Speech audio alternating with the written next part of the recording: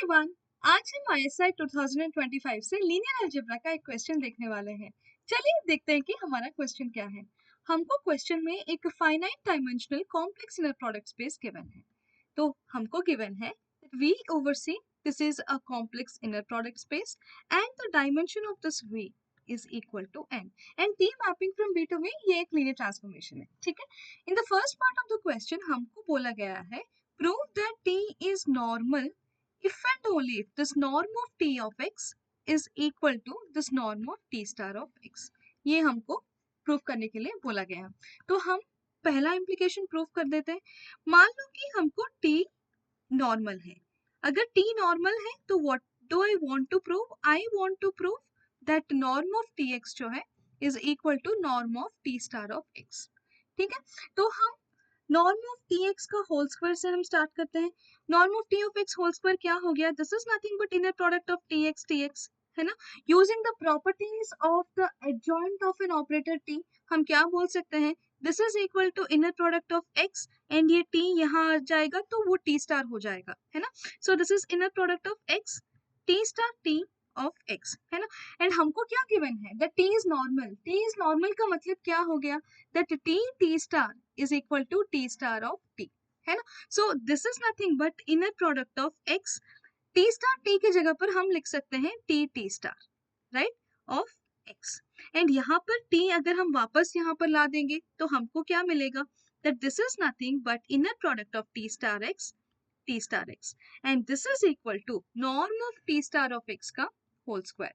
तो हमको क्या मिल गया? that हमको मिला norm of Tx whole square is equal to norm of T star of x का whole square and that implies that the norm of Tx is equal to norm of T star of x। तो one side of implication हम already proof कर चुके हैं।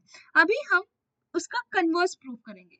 Converse proof करेंगे का मतलब हमको कन्वर्स में ये गिवन होगा that norm of Tx is equal to norm of T star of x and हमको प्रूव क्या करना है? हमारा क्लेम ये है that T is a normal operator। T is a normal operator means T star is equal to T star of T, right? तो हम हमारा गिवन से ही स्टार्ट करते हैं। Norm of Tx equals to norm of T star of x है, ये हमको given है। तो मैं दोनों साइड स्क्वायर करूं तो हमारा वैल्यू सेम ही रहेगा। सो what does this imply? This imply that inner product of Tx is equal to inner product of T star x, है ना। So again I am going to use the properties of inner product जैसे हम इसके पहले वाले part में किए थे। This is inner product of x, ये हो गया T star T of x, है ना।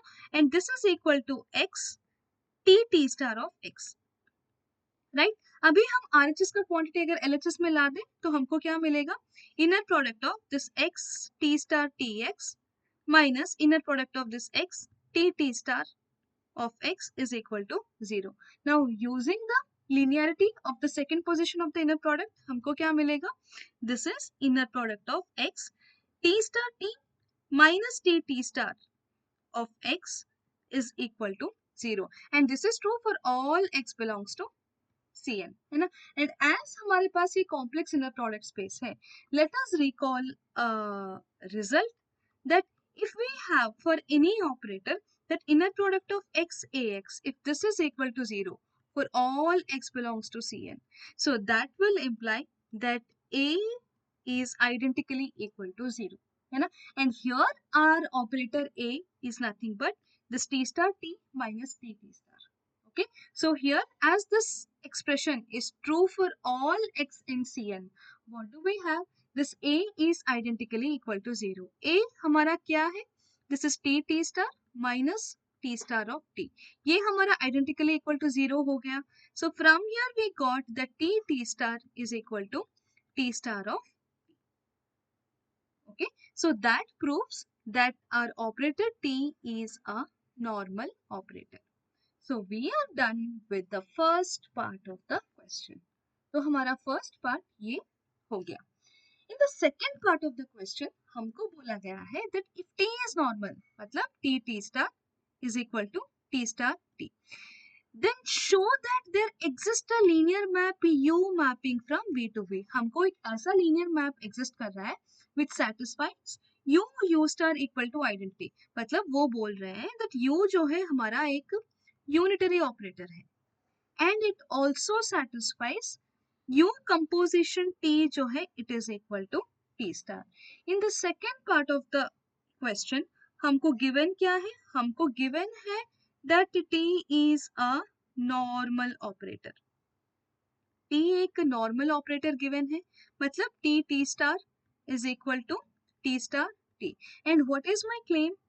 मेरा क्लेम ये है कि एक ऐसा लीनियर ट्रांसफॉर्मेशन एग्जिस्ट करता है from v to v such that वो यूनिटरी हो, u स्टार और u स्टार u जो है ये आइडेंटिटी हो, उसके साथ साथ u कंपोजिशन t जो है this is equal to t star, right.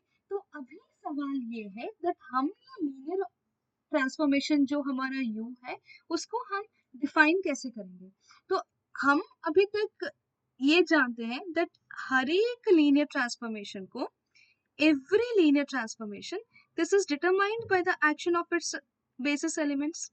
It is determined by the action of basis elements. इसका मतलब क्या है कि आप बेसिस का एलिमेंट्स पर अगर एक लीनियर ट्रांसफॉर्मेशन को डिफाइन कर दो तो इसका मतलब ये बराबर है कि पूरा वेक्टर स्पेस के ऊपर ट्रांसफॉर्मेशन करने के साथ साथ बराबर है, क्योंकि आप कोई भी एलिमेंट लोगे वेक्टर स्पेस में से उसको हम linear combination of the basis elements ही तो लिखते हैं. तो आपको अगर एक लीनियर ट्रांसफॉर्मेशन डिफाइन करना है तो बस उसके बेसिस एलिमेंट्स पर डिफाइन कर दो, बात खत्म है ना. तो अभी सवाल ये है कि नॉर्मल ऑपरेटर का बेसिस कैसे दिखेगा, इसका जवाब देगा हमारा स्पेक्ट्रल थ्योरम. हमारा स्पेक्ट्रल थ्योरम हमको क्या कहता है कि अगर मेरे पास एक कॉम्प्लेक्स इनर प्रोडक्ट स्पेस है, if I have a complex, ये हो गया मेरा complex inner product space in this case, and along with that मेरे पास मान लो कि एक normal operator, if t is a mapping from v to v, if this is a normal operator, then this t is unitarily diagonalizable. This t is unitarily diagonalizable. Unitarily diagonalizable का मतलब क्या है अभी, इसका मतलब ये है that हमको एक basis मिलेगा of this vector space v such that ये जो bv है ना ये हमारा basis of the vector space v है. There exists bv which is a basis of this vector space v. और वो कैसा basis होना चाहिए, it is orthonormal basis which is orthonormal. मतलब हमको एक ऐसा orthonormal basis मिलेगा such that ये बेसिस का जो एलिमेंट्स है, मान लो कि इसका n एलिमेंट्स है e1 e2 up to en, ठीक है. These are the n elements of the basis of the inner product space जिसका डायमेंशन हमारा n है. ये जो हर एक एलिमेंट ऑफ द बेसिस है ना वो आइगन वेक्टर होगा. So there exist an orthonormal basis such that every ei for I varying from 1 to n is an eigenvector of t. It is an eigenvector of t.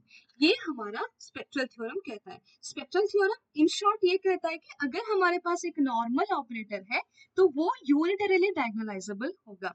In terms of matrix क्या है, हमको एक ऐसा basis मिलेगा such that this इस operator का जो matrix representation है with respect to this basis, this is a diagonal matrix and उसका जो डायगोनल एलिमेंट्स क्या होंगे, ये होगा हमारा eigen values of the operator t.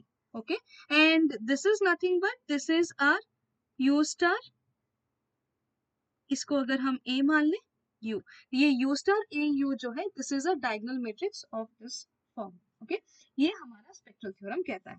तो हमारे पास यहाँ पर क्या है, हमको एक नॉर्मल ऑपरेटर गिवन है. नॉर्मल ऑपरेटर गिवन है तो हम स्पेक्ट्रल थ्योरम यूज कर सकते हैं. तो there exist a basis beta v which contains elements e1 e2 up to en such that this beta v is an orthonormal basis.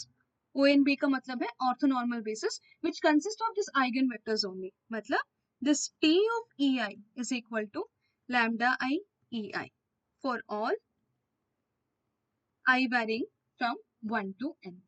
अभी यहाँ पर थोड़ा हमको ये u ऑपरेटर कैसे कंस्ट्रक्ट करें उसका हमको एक बेसिक विजुअलाइजेशन अभी सबसे पहले हमको चाहिए. हमको T of A I equals to lambda E I है, एंड ये जो है हमारा basis of the vector space V है। अगर मैं U of E I define कर दूं तो हमारा काम खत्म है। But U of E I कैसे डिफाइन होना चाहिए? Such that U composition T जो है ये टी स्टार के बराबर होना चाहिए। तो अभी ये कंडीशन को सेटिस्फाई करने के लिए मुझे क्या चाहिए? मुझे ये चाहिए that U composition T of this E I is equal to T star of E I. मुझे तो ये चाहिए, है ना? तो from here U composition of T of E I, T of E I क्या है? It is lambda I E I. And what is T star of E I? अगर T of E I equals to lambda I E I है, मतलब lambda I I is an eigenvalue of T corresponding to the eigenvector E I है। So what does that imply? That implies that T star of E I जो है it is lambda I का conjugate of E आई। इसका मतलब यही हो गया। What does it imply? That lambda I conjugate is an eigenvalue of T star corresponding to the eigenvector EI. So from here T star of EI क्या हो गया? It is lambda I conjugate of EI. So this is nothing but lambda I U of EI is equal to lambda I का conjugate EI. So यहाँ से मेरा U of EI क्या मिल गया? मुझे ये मिल गया that lambda I का conjugate divided by lambda I EI, and this is true whenever this lambda I is non-zero. तो ये कंडीशन सेटिस्फाई होने के लिए मुझे u ऑफ ई आई कुछ ऐसा दिखना पड़ेगा। तो हमको अभी एक आइडिया मिल गया दैट हम ये लीनियर ट्रांसफॉर्मेशन u को कैसे डिफाइन कर सकते हैं। ओके, तो अभी हम इस रफ पार्ट को थोड़ा इरेज कर लेते हैं। Now we are in a state to define the linear transformation u. So here we define u which is a mapping from v to v such that ये u of ei this is equal to, यहाँ पर हम जो लिखे lambda I conjugate divided by lambda I ei. This is when this lambda I जो है non zero है। But क्या ये जरूरी है कि जो हमारा आइगन वैल्यूज ऑफ t है, जो lambda I, ये जो सारे आइगन वैल्यूज ऑफ t जो है ये हमेशा नॉन जीरो हो सकता है? एक तो मतलब जीरो आइगन वैल्यूज भी तो हो सकते हैं। तो अगर मेरा लैम्डा आई जीरो हुआ तो हम क्या करेंगे? बस u ऑफ ई आई को एज इट इज हम ई आई ही रख देंगे। Okay, so our linear transformation u is defined. तो सबसे पहले हमको ये ऑब्जर्व करना है दैट हमारा जो u है it is a linear operator. ठीक है, एक स्केलर ही मल्टीप्लाई हो रहा है एक वेक्टर के साथ, है ना? तो ये u जो है it is a linear operator, है ना? अभी हमको दो चीजें वेरीफाई करना है। पहला चीज तो ये वेरीफाई करना है दैट u इज यूनिटरी। ये हमको पहला चीज देखना है that u is a unitary operator. Okay, and दूसरा चीज हमको ये देखना है that u composition of t जो है this is equal to t star. This is our second claim. Okay, तो हम पहले ये प्रूव करते हैं that u is a unitary operator. मतलब मुझे ये दिखाना है that u star is equal to u star u।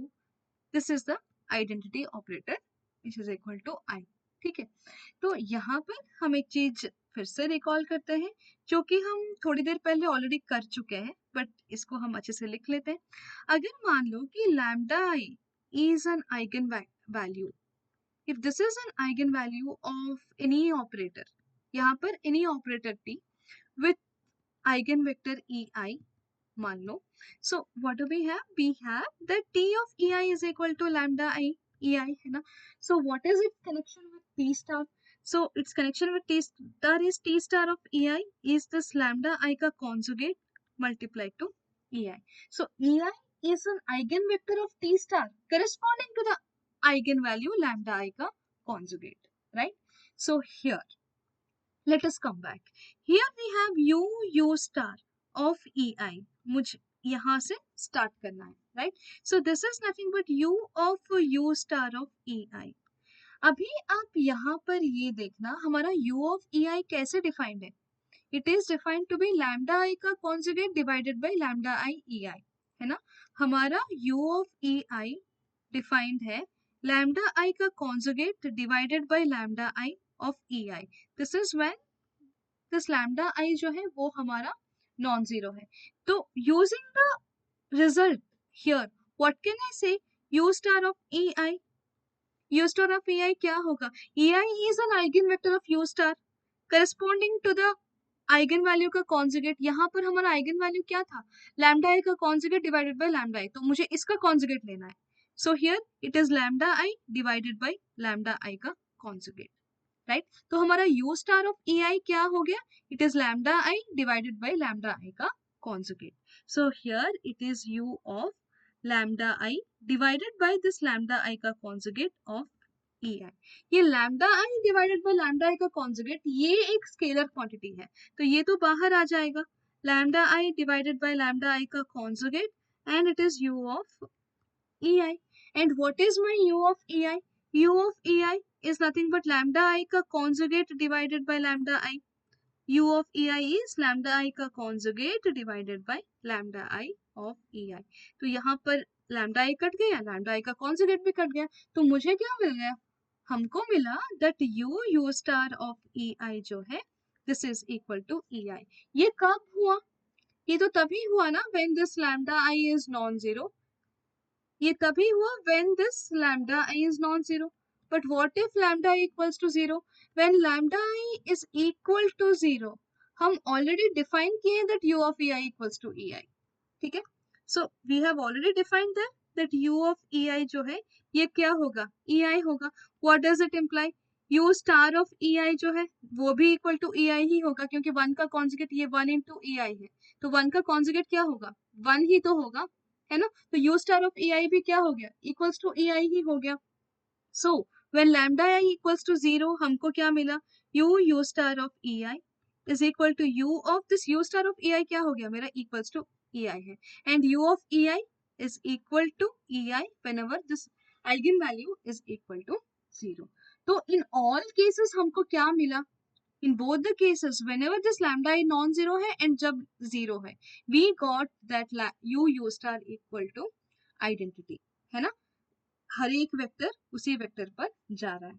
So from here I can say that this u is a unitary operator,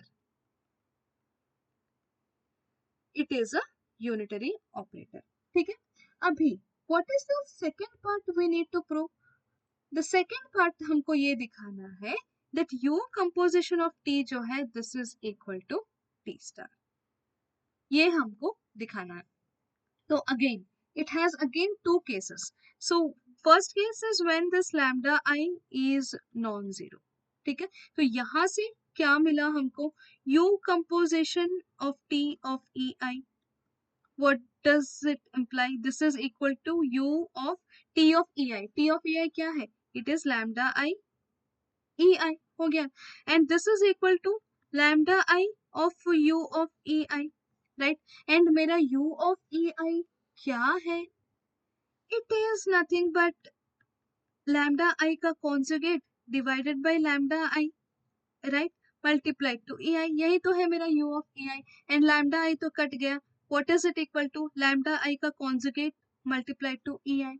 अभी हम क्या देखें, that again ei is an eigenvalue of t हो रहा है, इसका मतलब क्या हो गया, lambda I का conjugate जो है it is an eigenvalue of t star corresponding to the same eigenvector, right। so lambda I conjugate ei के जगह पर मैं t star of ei लिख सकती हूँ, है ना। so this is equal to t star of ei हो गया। so what did I get, u composition t equal to t star of ei। so हमारा again एक पार्ट हमारा खत्म when lambda I is non-zero, but what happens when lambda I equal to 0, अगर lambda equal to 0 हो रहा है, इसका मतलब क्या है, what is u composition t of this, suppose some lambda j equal to 0, हम i के साथ let us not confuse ourselves, अगर मान लो कि मेरा लैम्डा j 0 है, so what is u composition t of this ej, ये हो गया u ऑफ t ऑफ ej क्या है, t ऑफ ej इज नथिंग बट हमारा lambda j ej है, right. So what does this imply, this implies that u of this lambda j ej equals to u of 0, क्योंकि हमारा lambda j का value क्या है, वो 0 है ना, and u of 0 कहाँ पर चला गया, it goes to 0। and now what is t star of this ej, अगर मेरा t of ej is equal to 0 into ej हो रहा है। इसका मतलब क्या है, ej is also an eigen vector of T star corresponding to the same eigen value, है ना। सो यहाँ पर टी स्टार ऑफ ej क्या हो गया, this is equal to again 0. So even when we have ej, what did we get, we got that u composition of t of ei, this is equal to t star of ei. This is true for all I varying from 1 to n. This is true for all I varying from 1 to n. तो हम एक operator u ऐसे define कर दिए such that it satisfies this condition and also it is a unitary operator. Okay, so here we are also done with the B part of the question. ठीक है, I hope आपको ये solution समझ में आया and you got to learn a lot. आप अगर ऐसे और सॉल्यूशंस चाहते हैं तो please let me know in the comment section with the exam year and the question number. We will try to provide the solutions here as soon as possible. Okay, till then be happy and keep learning.